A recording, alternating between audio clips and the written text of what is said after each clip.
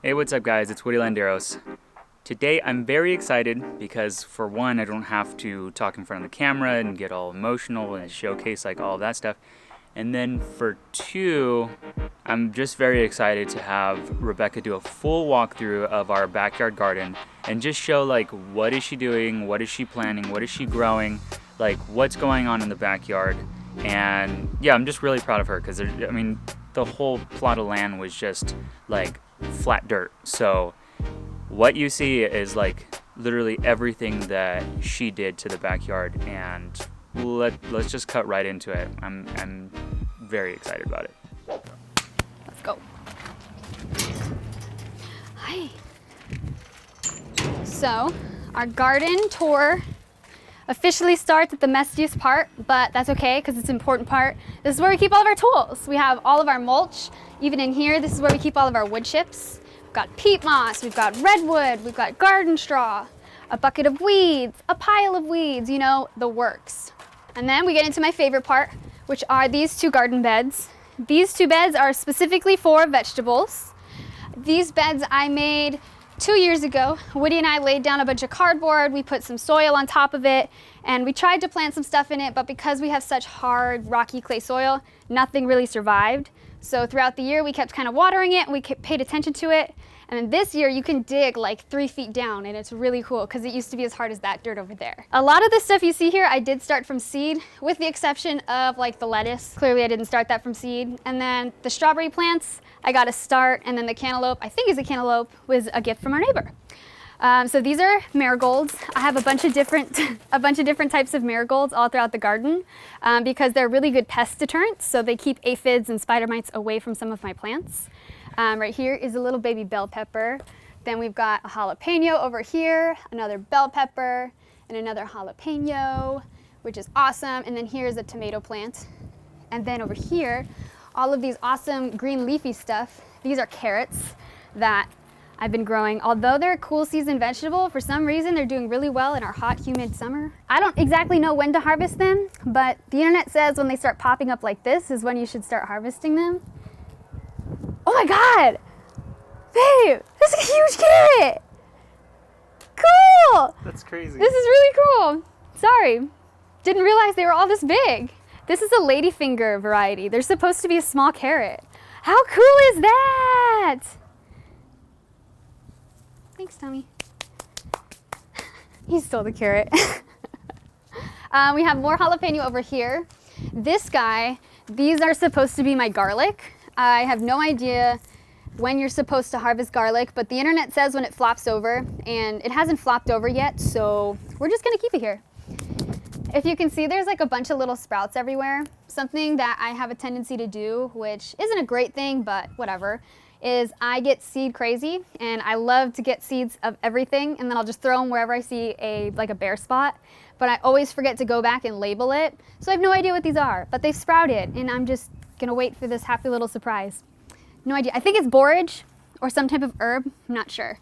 Look at this baby lettuce. It's so cute. Lettuce. This is butter crunch lettuce, which, as you can see, is kind of going dead because it's too hot. So that'll probably become goat food real quick. And we have this area over here is kind of bare, as you can see. But this area used to house our snap peas and our dwarf sugar pod peas, but they have since moved over to this side. Boom. They look a little crazy, they look a little dead, but they're just going through shock right now. They're still producing peas, okay? Woody built me this awesome trellis because the one that I had wasn't really doing so hot. But those are all of our peas, and they're really, really delicious. But they used to be right here. And so I tilled up everything after we pulled it out, and I put some more fertilizer in here, and now I put some strawberries in here. These were strawberries that were in pots, so they're kind of getting used to this whole in-ground situation. But hopefully they'll produce some stuff, we'll see. This plant right here, I have no idea what it is. Absolutely none, but it was a gift from a neighbor, and so we're just gonna wait. So this bed is a little bit tricky to plant on because although we're in zone 9B and it's really sunny and really hot, this bed for some reason does not get barely any sun, but it gets hot. So it's like hot shade almost. So it's a very tricky place to plant some stuff. So all of this is really just a test. Tests that have clearly gone very well. But these big leafy things right here you can see is broccoli. Looks like it's gonna be a good harvest, and I'm really excited because I started these bad boys from seed. They went into our raised garden bed, and then I transplanted them out here when it got too hot, and they're flourishing and they're actually producing some broccoli heads. So like, what the heck, that's so cool. I didn't even know that's how broccoli grew. For some reason I thought broccoli grew on trees. And then right here we have romaine lettuce, which we've had for a long time, and they've been really good to us. This is like where we make all of our dinner salads from. And since we've had it for so long and it's kind of getting to the end of its lifespan, it's been forming like these little romaine cups almost. So I think we'll probably get one more harvest out of them where we just grab it and snap the bottom, kind of like the ones you see at the grocery store. Along the back here is a variety of tomato plants, bell peppers, and jalapenos. Our most prolific bloomer being this one, which you can see has a bunch of little tiny jalapenos on it. How cool. I'm so excited to make some sauces with these bad boys.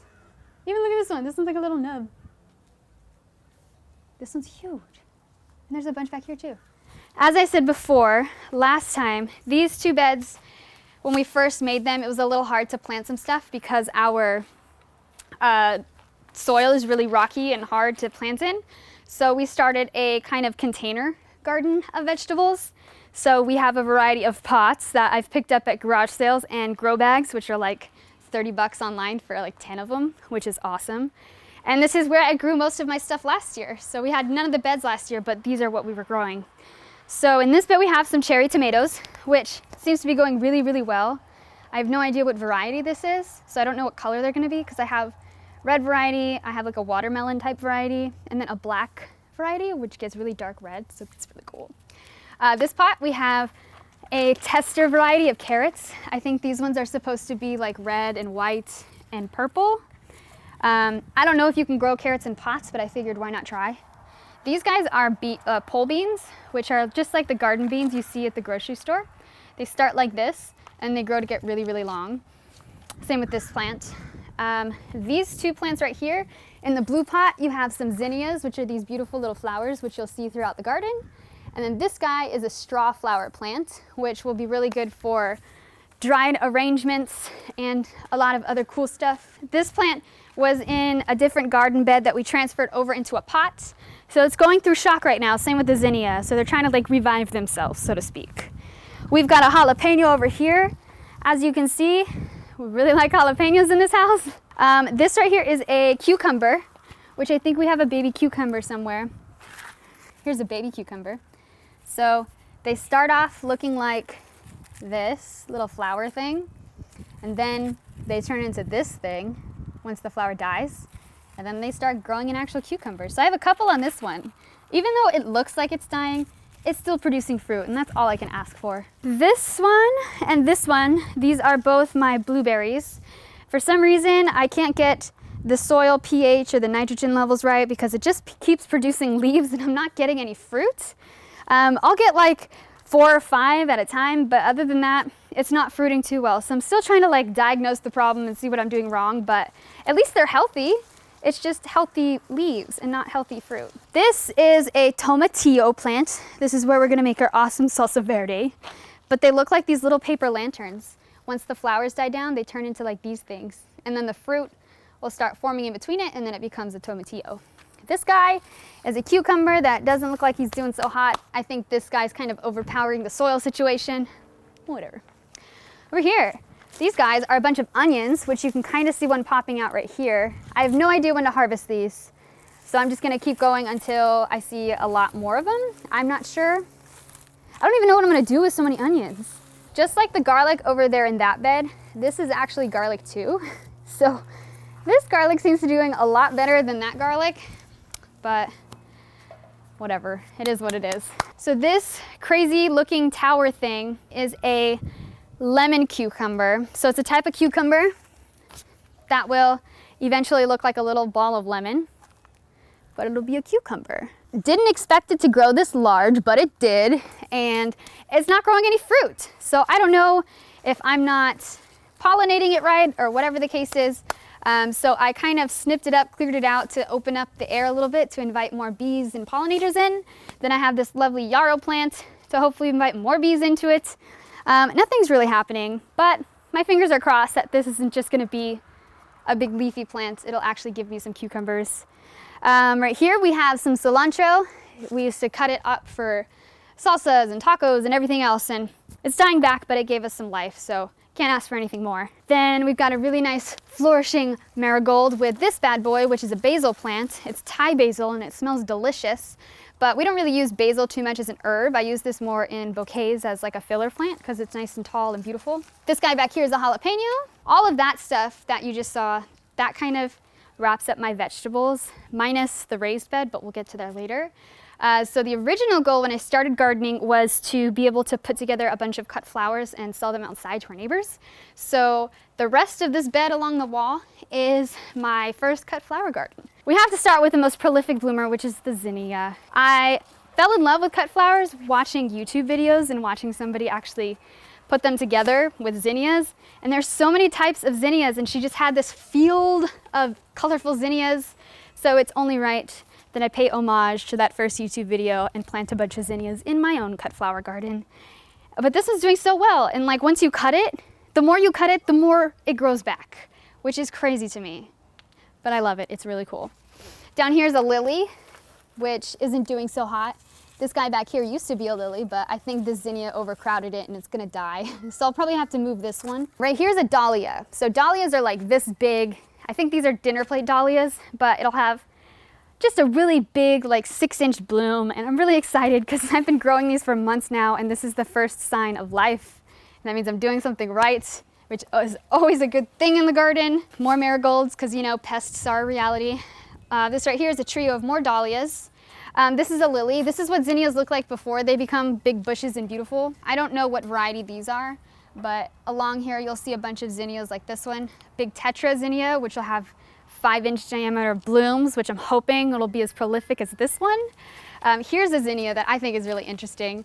It's I think a candy cane zinnia, and these things right here, they'll eventually unfold and become flat like the bottom ones here, so it'll just be layer upon layer upon layer. And this is also a multi-branching variety, so you get multiple flowers off of one stem. This should be like red and white and then orange and yellow. And then another dahlia, more zinnias. This one I'm really excited about because I didn't really expect to grow this until I saw the seeds at a store. But look at how pretty these variegated leaves are. Ta-da! It's actually a corn. So it's a dwarf variety of corn. They'll only get like this big, but the plants themselves will get really tall, and I'll be able to use both the leaves and the corn in bouquets when it comes to be like fall time. And then I can make like pumpkin inspired bouquets. Along the back wall are a bunch more corms and bulbs of flowers that have yet to sprout. So I'm still waiting on those guys. These are what sunflowers look like when they first start to sprout. This is a plum variety. It'll be a really dark, deep purple sunflower, which is cool. This guy right here, this is a pro-cut stem, meaning this is what all the growers that you see at like the grocery stores, this is the seeds that they buy, which I feel pretty cool because I bought from the same place they did.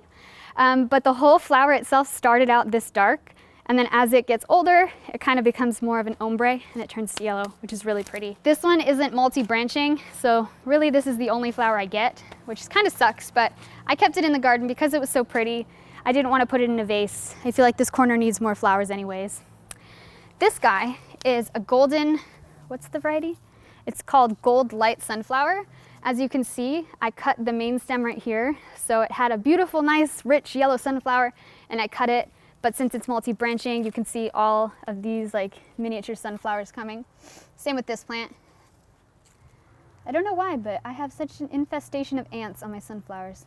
But they're so cute, they're so pretty. In this side, we have some Amaranthus that I'm gonna try and grow from seed.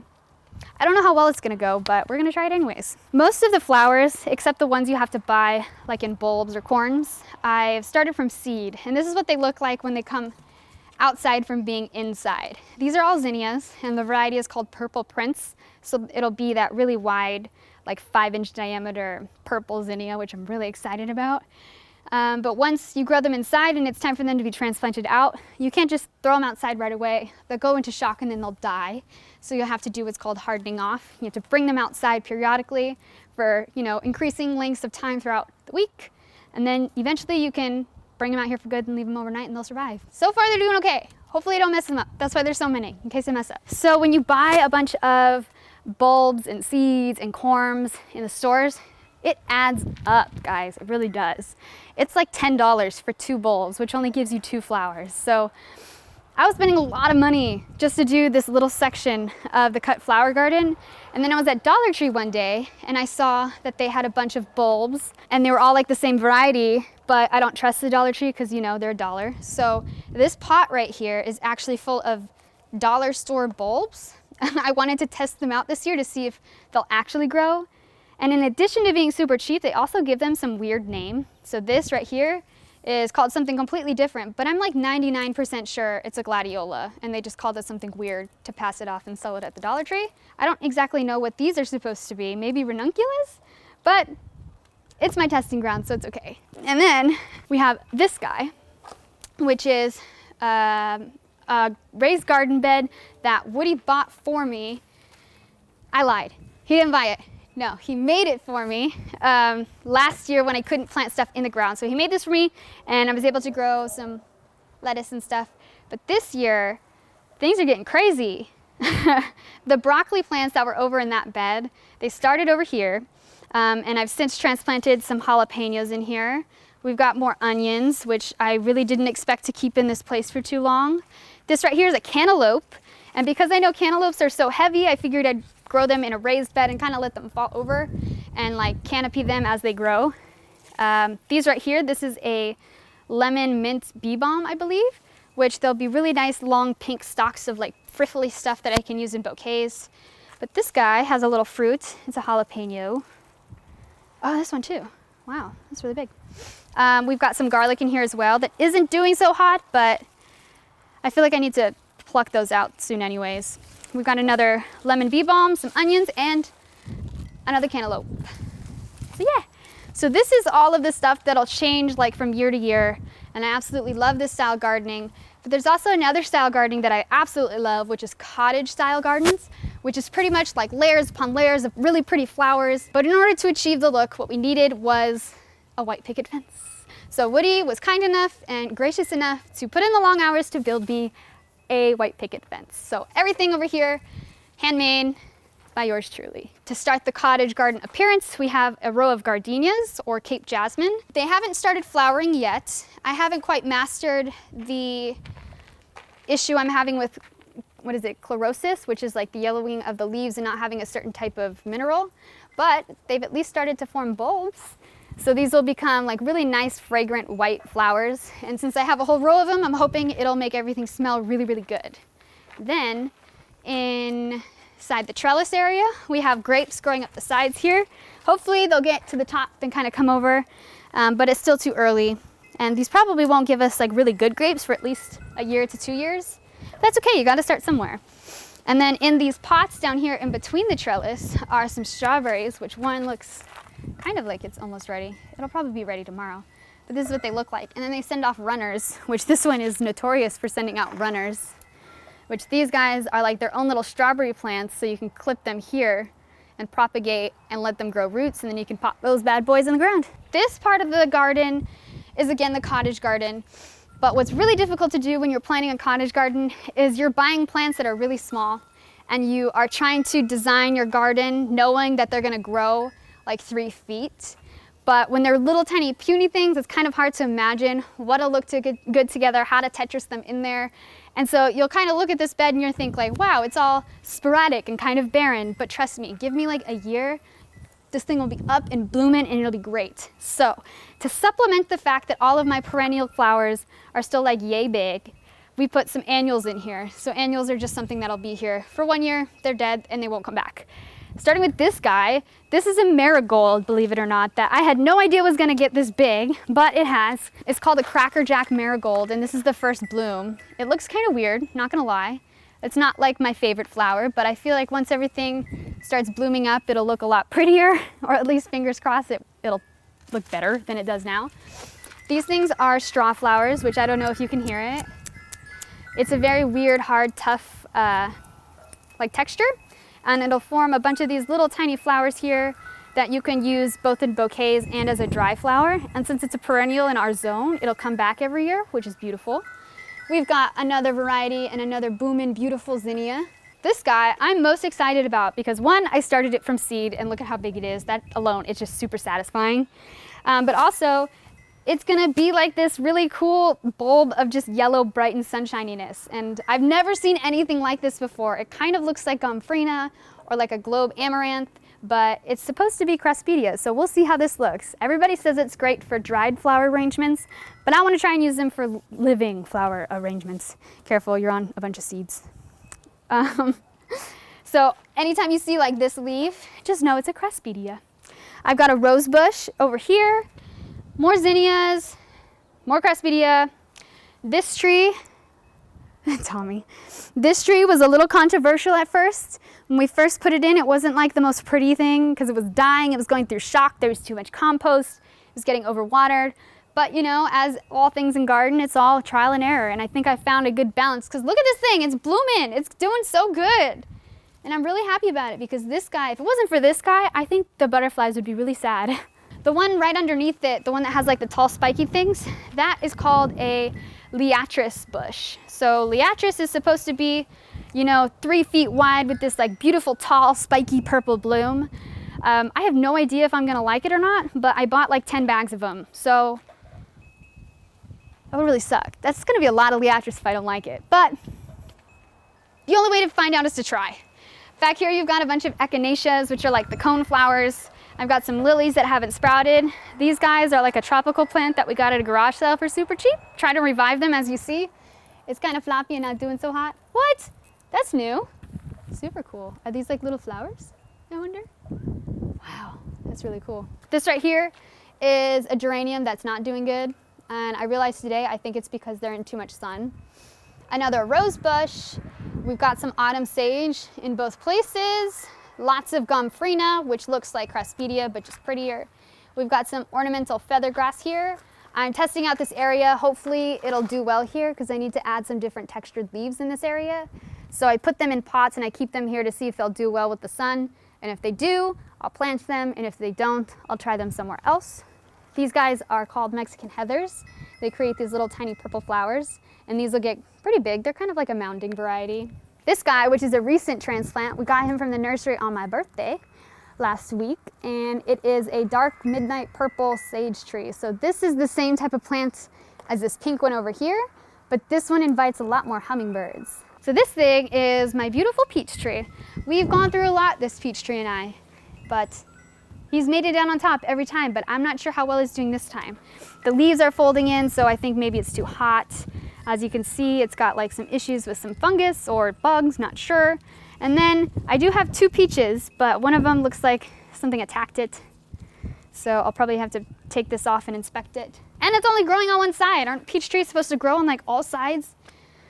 That's okay.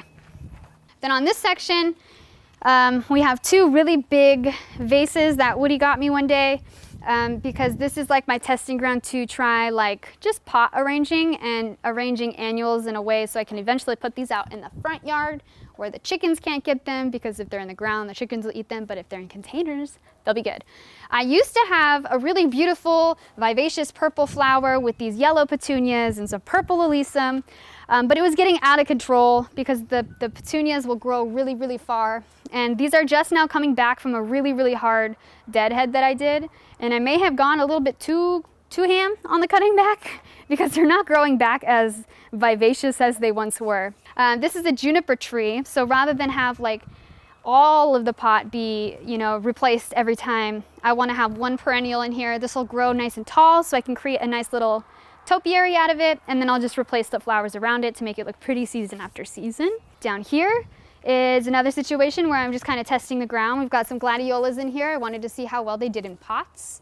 We've got a boxwood, a Japanese boxwood, which does really well in our area, and it just provides like really nice greenery. And then around the bottom, these are bacopas. They just flowered, so they go through like waves. They'll flower really, really nicely, and then they'll die, and then they'll flower, and then they die. So they're in their dying stage right now, and that's okay. We were at Woody's grandma's house not too long ago, and she is a master gardener in my eyes. She has so much beautiful leaf and greeny things, and we were admiring her succulents, and she gave us a bunch of her succulent cuttings, and we took them home, and we put them in these silver buckets. So Shout out to Woodie's grandma, because these are from you. Then we have this bad boy that Woodie's great uncle actually made us this bench. So this bench was made from wood that was cut down from trees that used to be here on the property. We had to cut them down when Woodie moved in because it was like a safety hazard or whatever, but we kept the wood. Some of it we used in the fireplace, but a lot of it we saved because we knew we wanted to incorporate it back into the property somehow. And we were able to do that here with Woodie's great uncle and this bench. These are 2 different varieties of petunias, both really nice. And then this pot mimics that pot, and then this bucket mimics that bucket. And then we'll go to the shade garden. Oh wait, we'll go to this one first, right? Okay. This whole section is a variety, a bunch of different things that apparently never stay up. Behind Woodie and the camera, there's our TV. So when we look out into the TV, we want to be able to see these like long, luscious, tall flowers. So all of these flowers are really long and branching, because when we watch TV from inside, we want to be able to like look out and just see nothing but like beautiful flowers. So these 2 right here, these are hollyhocks. These will grow like 9 feet with a bunch of different pretty pastel looking colors. We have some gladiolas and another liatris that isn't doing so hot, but this one is. Yay! And then we have this guy who never likes to stay upright, but eventually this will kind of come up here like that. This is a vine variety, and the one that's in the other garden is like a tree bush form thing.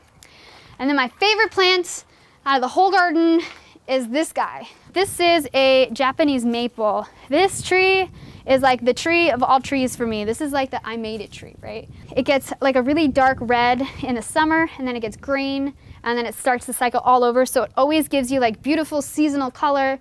It doesn't typically grow in our area, in our zone, which is why we have it in a pot, so we can, move it throughout the yard when our seasons change to keep it alive. This is the first year I have it. As you can see, it's not doing so hot, but it's still alive and it's still beautiful, and I'm determined, so determined to keep this one. It has to stay alive.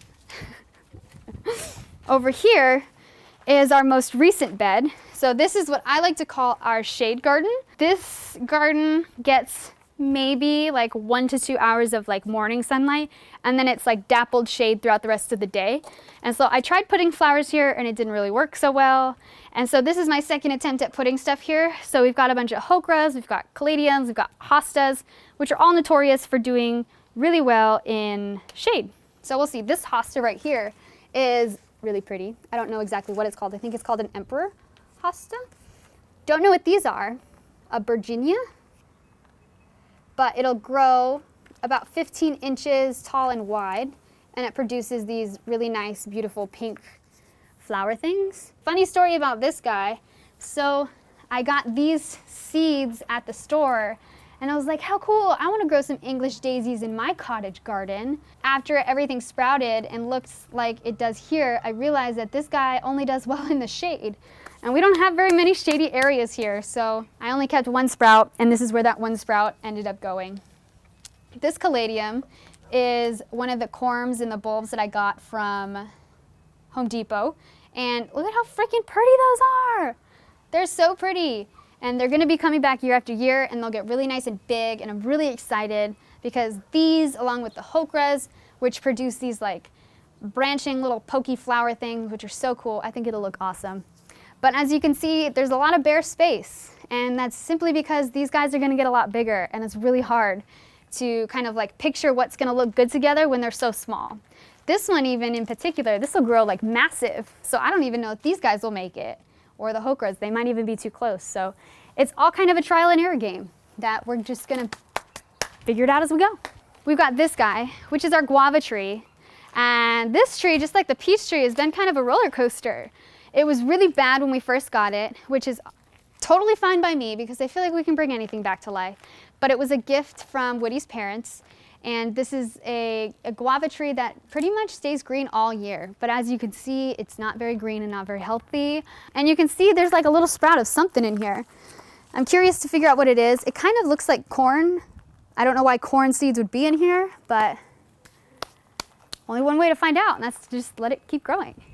And then this area right here is kind of like our triage unit, right? This is where we bring all plants to die and revive. This right here is our plum tree.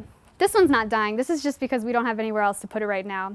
Our auger broke, so we can't really plant it in the ground just yet. So it does well here, so we're just gonna keep it here. But these guys, we're bringing back to life from the dead. So these are all California native plants. We have some Mexican heathers here. This is a sage plant, and that's a lavender plant. These two are rose bushes that are dealing with some fungus issues. They have really pretty pink roses. Not right now, but they normally do. This guy I'm most excited about because this was also a birthday present for myself. And it is a David Austin rose, and I'm so excited about it because David Austin makes the best roses. I don't exactly remember what kind of rose it is, but it's a vining variety. So it'll go all along, hopefully, and make our like patio area very fragrant and beautiful.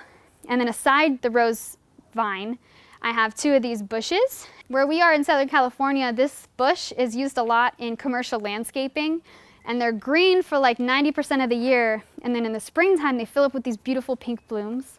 So I want to recreate that here. I don't know if they'll do well here, but since they're everywhere commercially, I feel like they could do well residentially. So I'm going to try it. These are two different varieties. This one was doing really nice, and then I think they just have a bloom cycle and the bloom cycle's done. So I think they're just gonna go back to being evergreen bushes. But really the most important thing is this vining rose because I think it's gonna look great. Then we have my favorite area of the garden, which is my swing. So funny story, when Woody and I first met, I told him his backyard was perfect for a swing, and it took him quite a long time, but he finally invested in a swing for my birthday. So kudos to him, because this is my favorite part. Wake up in the morning, you sit here on the swing, you can look at your fence and your grapes and your garden and your flowers, drink your coffee, and life is great. And then we have another couch thingy over here, which Winston has always claimed as his own, on this side, and some flowers for the day, which are a bunch of different zinnias from the garden. And this is what we do. And this rocking chair was also a birthday gift, which has served us quite well. And then we've got our thermometer, which is a constant reminder of how hot it gets. And then last part, and this one's doing really well. These are Celosias.